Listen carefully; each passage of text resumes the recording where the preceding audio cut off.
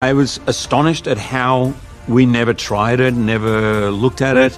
But when I see it, particularly with that cowl, I feel more than ever before, Hugh Jackman, is lost, gone. It's just Wolverine. Get your special sock out, nerds. Let's go. Deadpool and Wolverine has become Marvel's biggest hit of 2024, and we owe it all to Ryan Reynolds, Sean Levy, and their determined team. They stood firm against Disney's executives, sending a clear message. Either let them make the movie their way or don't make it at all. And guess what? That gamble paid off in a big way, but not everyone's happy about it. Tatiana Maslany, who played She-Hulk, seems to have a major issue with Reynolds' approach. Is it jealousy? Well, it could be. While Deadpool and Wolverine is raking in over $1.3 billion and still climbing, Maslany's She-Hulk didn't exactly hit the mark and ended up being a major flop. Now, let's break it down. Marvel's been struggling lately with some of their projects not quite landing. But Deadpool and Wolverine, that's a different story. An absolute hit. Of course, Reynolds is celebrating despite the behind-the-scenes tension with Disney's CEO, Bob Iger. Here's where things get interesting. Tatiana Maslany hasn't held back her criticism of the movie's success. Her complaints? It's too violent, there's too much swearing, and worst of all, in her opinion, it didn't include enough strong female characters. Honestly, it sounds like Maslany just doesn't get Deadpool. Recently, she went on a bit of a rant, accusing the film of ignoring powerful female roles and saying it focused too much on entertaining the audience, as if that's a problem. She also argued that Ryan Reynolds should have dialed down the violence and language, claiming that Deadpool should be more suitable for kids. Really? For a character famous for his crude humor and over-the-top violence?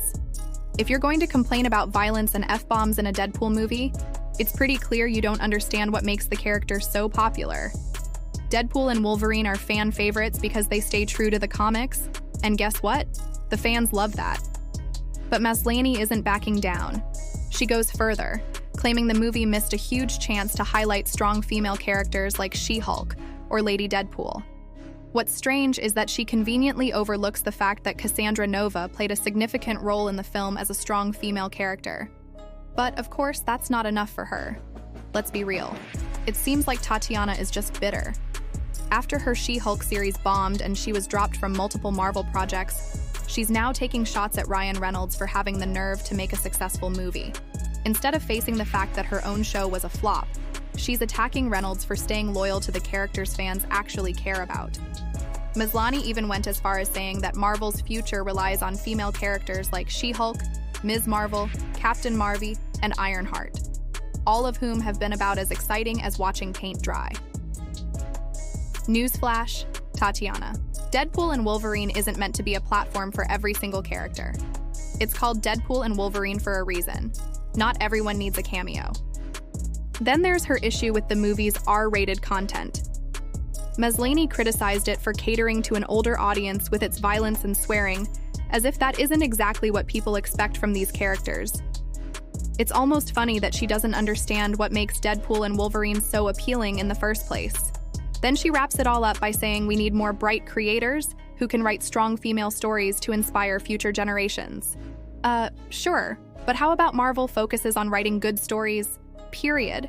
It's not like Ryan Reynolds sidelined female characters because he's some kind of misogynist. The movie is called Deadpool and Wolverine for a reason. It's about, surprise, Deadpool and Wolverine. Honestly, Tatiana's rant feels more like someone bitter about losing her place in the MCU than someone who's genuinely concerned about female representation in superhero films. She's even had issues with Disney's CEO, Bob Iger, during the strikes, which shows this isn't just about the movie. It's personal.